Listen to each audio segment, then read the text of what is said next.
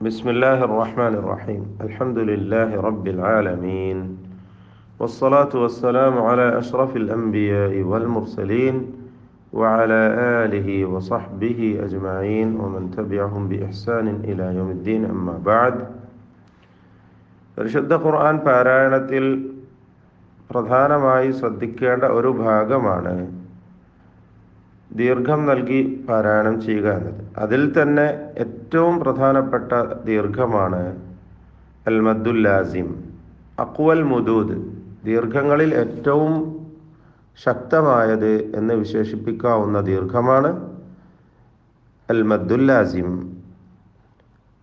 ഇതിൻ്റെ പല വശങ്ങളും നമ്മൾ മനസ്സിലാക്കി കഴിഞ്ഞു.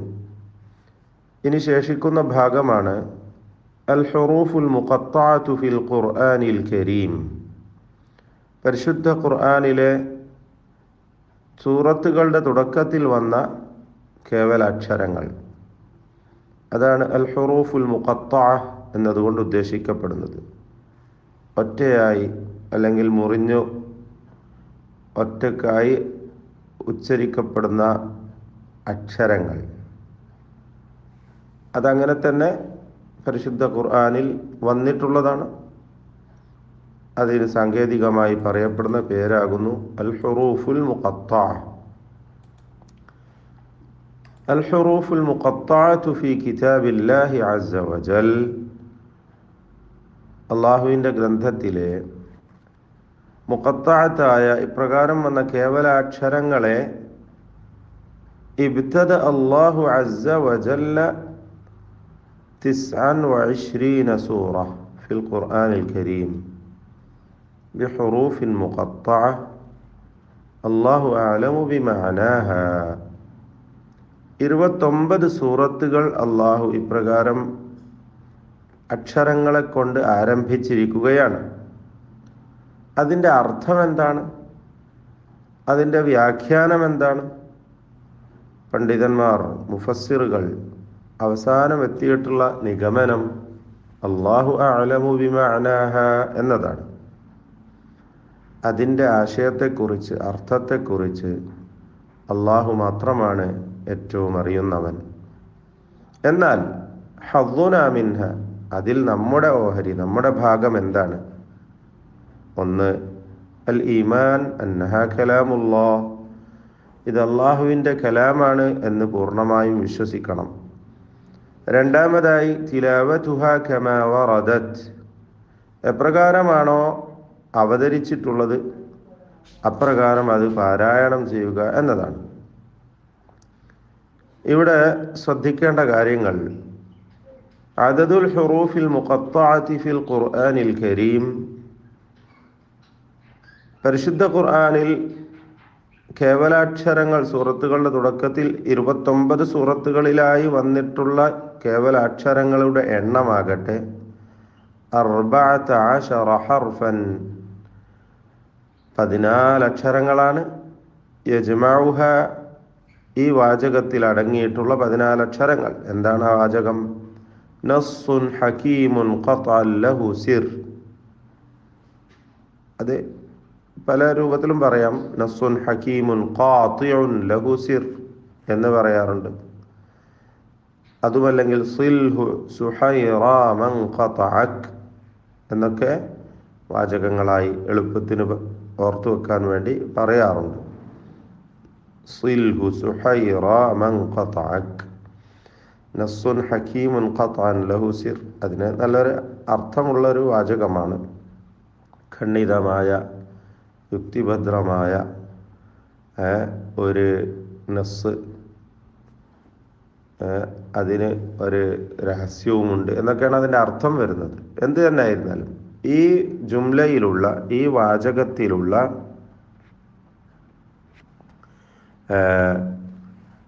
ഹർഫുകളാണ് പരിശുദ്ധ ഖുർആനിലെ 29 സൂറത്തുകളുടെയും തുടക്കത്തിലായി വന്നിട്ടുള്ള 14 ഹർഫുകൾ.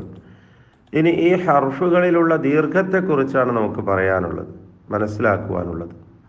അൽ മുദൂദുൽ വാഖിഅതു ഫിൽ ഹുറൂഫിൽ മുഖത്തഅ, കേവലാക്ഷരങ്ങളിൽ വന്നിട്ടുള്ള ദീർഘങ്ങളെക്കുറിച്ച് പറയുമ്പോൾ تقسم الحروف المقطعة من حيث المد الذي فيها إلى 4 مجموعات. ഈ കേവലാക്ഷരങ്ങൾ 14 അക്ഷരങ്ങൾ ഉണ്ടെന്ന് പറഞ്ഞ ഇവ മദ്ദിൻ്റെ പരിഗണന വെച്ചുകൊണ്ട്, ദീർഘത്തിൻ്റെ പരിഗണന വെച്ച് അതിനെ 4 വിഭാഗങ്ങളാക്കി തിരിക്കാം, 4 ഗ്രൂപ്പുകൾ. ഒന്നാമത് അലിഫ് എന്നതാണ്. ഒന്നാമത്തേത് അലിഫ്. വലാ മദ്ദ ഫീഹ, ആ അക്ഷരത്തിൽ, അതിൻ്റെ ആ ഉച്ചാരണത്തിൽ, അലിഫ് എന്ന് പറയുന്നതിൽ അല്പം പോലും ദീർഘം തന്നെ ഇല്ല. ലിആദമി വുജൂദി ഹർഫി മദ്, കാരണം അതിൽ മദ്ദിൻ്റെ ഹർഫില്ലല്ലോ, ദീർഘാക്ഷരമില്ല. രണ്ടാമത്തേത് ഹുറൂഫു ഹയ്യുൻ തഹുർ. ഇത് നമ്മൾ ഓർത്തു വെക്കേണ്ടതാണ്, മനസ്സിൽ ഓർത്തു വെക്കുക. ഞാൻ പറഞ്ഞിട്ടുള്ളതാണ്, ഈ ക്ലാസ് നിങ്ങൾ നോട്ട്ബുക്കിൽ രേഖപ്പെടുത്തണമെന്ന്. ഹയ്യുൻ തഹുർ, ഈ ജുംലയിലെ അക്ഷരങ്ങൾ, ഈ വാചകത്തിലുള്ളത് ഹ, യ, ത, ഹ, റ എന്നിങ്ങനെ 5 അക്ഷരങ്ങളാണ്. യുന്തഖു കുല്ലു മിൻഹ അലാ ഹർഫൈനി, ഇവ ഉച്ചരിക്കപ്പെടുന്ന 2 അക്ഷരങ്ങൾ ചേർത്തുകൊണ്ടാണ്. സാനിഹിമ ഹർഫു മദ്, അതിലെ രണ്ടാമത്തേത് ദീർഘാക്ഷരമാണ്. വയുമദ്ദു, അത് ദീർഘിപ്പിക്കപ്പെടുന്നത് ബിമിഖ്ദാരി ഹറക്കതൈൻ, 2 ഹറക്കത്തിൻ്റെ അളവിൽ മാത്രമാണ്. മദ്ദൻ തബീഇയ്യൻ, സാമാന്യമായ തബീഇയായ ദീർഘം മാത്രം. ഹകദ, ഇപ്രകാരം. അതെങ്ങനെയാ? ഹ, യ, ത, ഹ, റ. ഇതിൽ കൂടുതൽ നീട്ടാൻ പാടില്ല. നമ്മൾ സൂറത്തുകൾ, ഹവാമീം എന്നു പേരുള്ള സൂറത്തുകളൊക്കെ ഓതിക്കഴിഞ്ഞു അല്ലേ? സൂറത്ത് ഗാഫിർ അവസാനത്തേതാണ് നമ്മൾ മേലോട്ട് പോരുമ്പോൾ, അല്ലെങ്കിൽ താഴോട്ടാണെങ്കിൽ ആദ്യത്തേത്. ഈ സൂറത്തുകൾ തുടങ്ങുന്നത് എങ്ങനെയാണ്? ഹമീം. ഇപ്പം നമ്മൾ ഓതുന്ന സൂറത്ത് യാസീൻ, യാസീൻ, ഇതിൽ യാക്ക് ദീർഘമില്ല, തബീഇയ ദീർഘം മാത്രമേ ഉള്ളൂ എന്നർത്ഥം. അതാണ് പ്രത്യേകം ശ്രദ്ധിക്കേണ്ടത്. അപ്രകാരം തന്നെ ത്വാ, സൂറത്ത് ത്വാഹ, ത്വാഹ, അതുപോലെ റാ, അലിഫ് ലാം റാ, ഈ അക്ഷരങ്ങളൊക്കെയും തബീഇയായ ദീർഘത്തിൽ മാത്രം ഒതുക്കേണ്ടതാണ്. ഇതിൽ കൂടുതൽ ദീർഘിപ്പിക്കുവാൻ പാടില്ലാത്തതാണെന്ന് പ്രത്യേകം ശ്രദ്ധിക്കുക. ഇവിടെ നമ്മൾ ശ്രദ്ധിക്കേണ്ടതായ ഒരു കാര്യം നോട്ട് ചെയ്യേണ്ടത്, യഖ്റഉ താലി ലിൽ ഖുർആനിൽ കരീം അസ്മാ അൽ ഹുറൂഫിൽ മുഖത്തഅ ലൽ ഹുറൂഫ നഫ്സഹ. അപ്പോൾ പാരായണക്കാരൻ ഈ അക്ഷരങ്ങളുടെ പേരാണ് വായിക്കേണ്ടത്, മറിച്ച് ആ പദത്തെ അങ്ങനെ തന്നെയല്ല, അല്ലേ?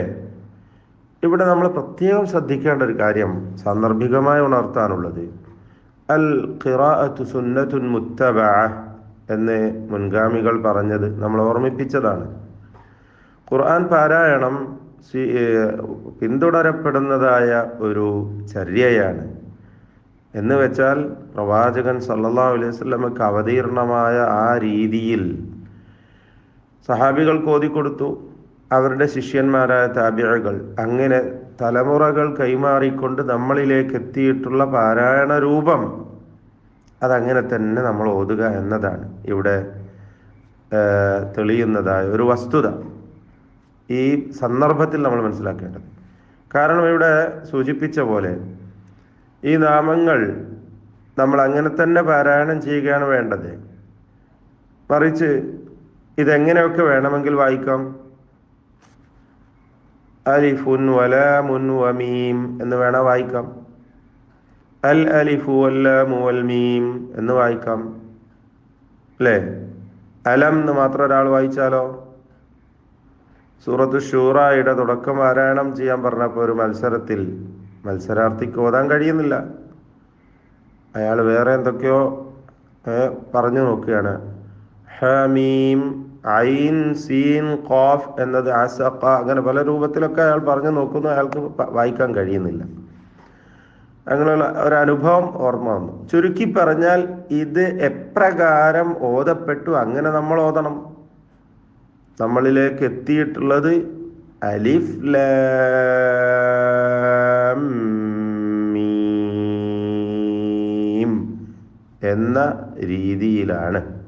അതല്ലാത്ത മറ്റൊരു രൂപം അതിനില്ല. ഇത് നമ്മൾ മനസ്സിലാക്കേണ്ടത്. അപ്പോൾ ആ രീതിയിൽ തന്നെ പാരായണം ചെയ്യണം എന്നർത്ഥം. അതുപോലെ സൂറത്ത് മറിയമിൻ്റെ തുടക്കത്തിലാണെങ്കിൽ പാരായണം ചെയ്യേണ്ടത് എങ്ങനെയാ? കാഫ് ഹാ യാ ഐൻ സാദ്. സൂറത്തുൽ ഖലമിൻ്റെ തുടക്കത്തിൽ നൂൻ. ഇപ്രകാരമാണ് പാരായണം ചെയ്യേണ്ടത് എന്നർത്ഥം. ഇതല്ലാത്ത മറ്റൊരു രൂപം സ്വീകരിക്കാവതല്ല. അടുത്തതായി നോട്ട് ചെയ്യേണ്ട മറ്റൊരു കാര്യമാണ് അലൽ ഖാരി അൻ യുതബ്ബിഖ അഹ്കാമ അത്തജ്വീദ് അലൽ ഹുറൂഫിൽ മുഖത്തഅതി ഫിൽ ഖുർആനിൽ കരീം ഫയുദ്ഗിം വയുഖ്ഫി വയുഖൽഖിൽ വയുഫഖിം വയുറഖിഖ. പാരായണക്കാരൻ ഈ അക്ഷരങ്ങൾ പാരായണം ചെയ്യുമ്പോൾ അതിനിടക്ക് വരാവുന്നതായ എന്തൊക്കെ തജ്വീദ് നിയമങ്ങളുണ്ടോ അവയൊക്കെയും പാലിച്ചുകൊണ്ടായിരിക്കണം. അയാൾ ഇദ്ഗാം ചെയ്യേണ്ടതുണ്ട്, ഇഖ്ഫാ ചെയ്യേണ്ടതുണ്ട്, ഖൽഖല നൽകേണ്ടതുണ്ട്, തഫ്ഖീമും തർഖീഖും ഒക്കെ നൽകേണ്ടതുണ്ട്. അതൊക്കെ പാലിച്ചുകൊണ്ട് തന്നെയാണ് പാരായണം ചെയ്യേണ്ടത്. എന്താണത്? ഉദാഹരണമായി അലിഫ് ലാം മീം. അവിടെ ചുവന്ന കളറിൽ കൊടുത്തിട്ടുള്ളത് ശ്രദ്ധിച്ചല്ലോ. മീമിനെ മീമിൽ ഇദ്ഗാം ചെയ്യണം. തുദ്ഗമുൽ മീമു ഫിൽ മീം. അവിടെ മണിച്ചുകൊണ്ട് ഇദ്ഗാം ചെയ്ത് ഒറ്റ ഷദ്ദുള്ള മീമിനെ ഉച്ചരിക്കണം. അപ്രകാരം തോസീം മീം. ഇവിടെ നൂനിനെ പൂർണ്ണമായും മീമിലേക്ക് ഇദ്ഗാം ചെയ്യണം. കൂടാതെ ത്വാഇനും അതിൻ്റെ അലിഫിനും തഫ്ഖീം കൊടുക്കണം. ഇതൊക്കെ ശ്രദ്ധിച്ചുകൊണ്ടാണ് പാരായണം ചെയ്യേണ്ടത്. സൂറത്ത് മറിയമിൻ്റെ തുടക്കത്തിലാണെങ്കിൽ കാഫ് ഹാ യാ ഐൻ സാദ്. ഇവിടെ കാഫ് ഹാ യാ ഇതിനൊക്കെ ഇസ്തിഫാലാണ്, തർഖീഖിൻ്റെ അക്ഷരങ്ങളാണ്. കൂടാതെ ഐൻ എന്ന് പറഞ്ഞ് അവസാനിക്കുമ്പോഴുള്ള അസാക്കിനായ നൂനിനെ സ്വാദിൻ്റെ മുമ്പിൽ ഇഖ്ഫാ ചെയ്യണം. കൂടാതെ സ്വാദിനും അലിഫിനും തഫ്ഖീമുണ്ട്, തടിപ്പിച്ച് ഓതണം. ദാലിൽ ഖൽഖല നൽകി ശബ്ദം ചലിപ്പിച്ച് വഖഫ് ചെയ്യേണ്ടതാണ്. അപ്പോൾ ഈ കാര്യങ്ങളൊക്കെയും നമ്മൾ ശ്രദ്ധിക്കേണ്ടതാണെന്നർത്ഥം. ചുരുക്കി പറഞ്ഞാൽ അലിഫ് ലാ മദ്ദ ഫീഹി, അലിഫിന് ദീർഘമില്ല. ഹയ്യുൻ തഹുർ, ഈ അഞ്ചക്ഷരങ്ങൾ 2 ഹറക്കത്തിൻ്റെ അളവിൽ മാത്രമുള്ള മദ്ദുൻ തബീഇ. എന്നാൽ സനഖുസ്സു ലക്കും, ഇതിൽ മദ് ലാസിം നൽകേണ്ടതാണ് 6 ഹറക്കത്തിൻ്റെ അളവിൽ. അവസാനമായി ഐനിനെ നമുക്ക് വേറെ ഒന്ന് മാറ്റി നിർത്തി അത് മദ് ലാസിമിനോട് മുൽഹഖായി വരുന്ന, ചേർക്കപ്പെടുന്ന ഒരക്ഷരമായി ദീർഘമായി മനസ്സിലാക്കാവുന്നതാണ്. അതിൽ 4 ആണെന്നും 6 ഹറക്കത്തിൻ്റെ അളവിലാവാമെന്നും പണ്ഡിതന്മാർക്ക് വീക്ഷണമുണ്ട്. 2 രീതിയിലുമാവാം. അപ്പോൾ ഐൻ എന്നിങ്ങനെ 6 ഹറക്കത്ത് പൂർത്തിയാക്കാവുന്നതാണ്. അല്ലെങ്കിൽ ഐൻ